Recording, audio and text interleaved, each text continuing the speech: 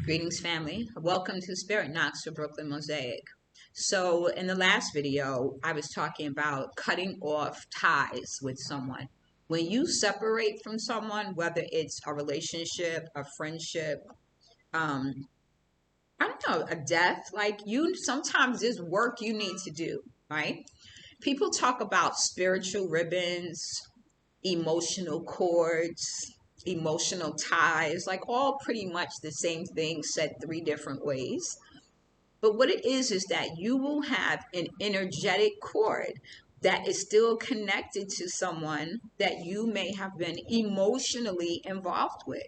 You don't necessarily have to be intimately involved with them to have this spiritual ribbon, right? But that if that person is thinking of you, they're sending that energy to you, especially if you were very close. You know how you'll be thinking of someone and they call you? That's because you have like this telepathic emotional tie, like, a spiritual ribbon. You think alike, you're on the same wavelength, that kind of thing. So what happens when the relationship is terminated is that you are still connected to that individual. How are you supposed to move on to your next relationship when you have these invisible emotional accords still connected to that other individual? This is where spiritual ribbons and prayer and spiritual baths come in, right? Where you are praying and asking God to help you release these cords, right? I mean, these emotional ribbons run so deep that they even run into the spirit realm, right? You could have spiritual contracts in the spiritual realm that are affecting you in the 3D. How do you know that? When you do your work, when you do your shadow work, your mirror work, when you have that, what they call it, dark night of the soul, when you have your spiritual awakening, all of these things will reveal that.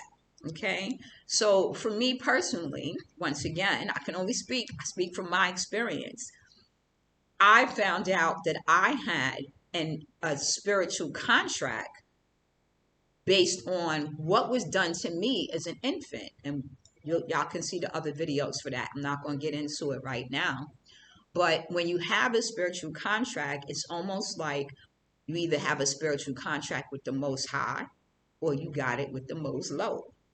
So you got to figure out how you're going to move through your life to resolve that contract. How are you going to fulfill your end of the bargain?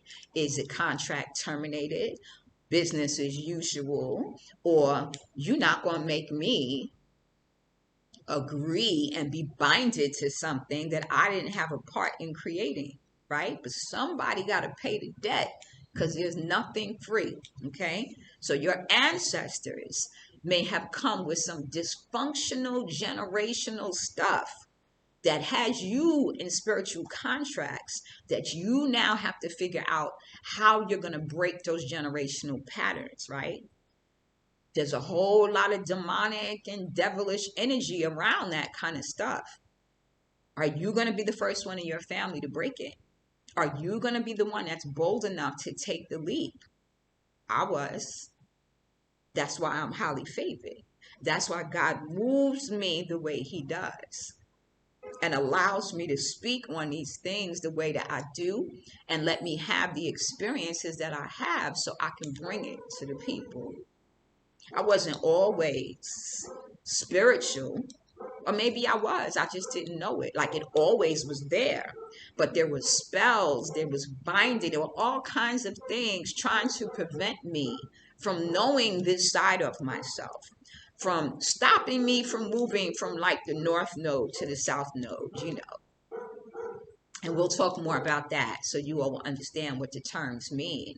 But I just thought it was important to have this discussion so that you understand what emotional cords, spiritual ribbons, um, emotional ties, what all of that looks like, okay? Because it's a big deal. It's a big deal, and it can prevent you from progressing, from moving forward. It can delay your blessings when you're not aware of what is holding on to you invisibly. Okay.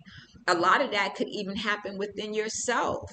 You got to do your shadow work and get in touch with that inner child. Like, really ask yourself, what could I give my inner child that was not given? Right? What was done to my inner child that should have been done differently? If you can ask yourself those questions and really be honest with yourself, that kind of work will take you to a whole nother level. Okay. We'll talk more about the inner child work and how to proceed with that as well. It's something I've done recently and it's been very helpful on this journey. It really has. Okay. So we'll talk more about that soon. And I just want to say thank you for joining me for Spirit Knox for Brooklyn Mosaic.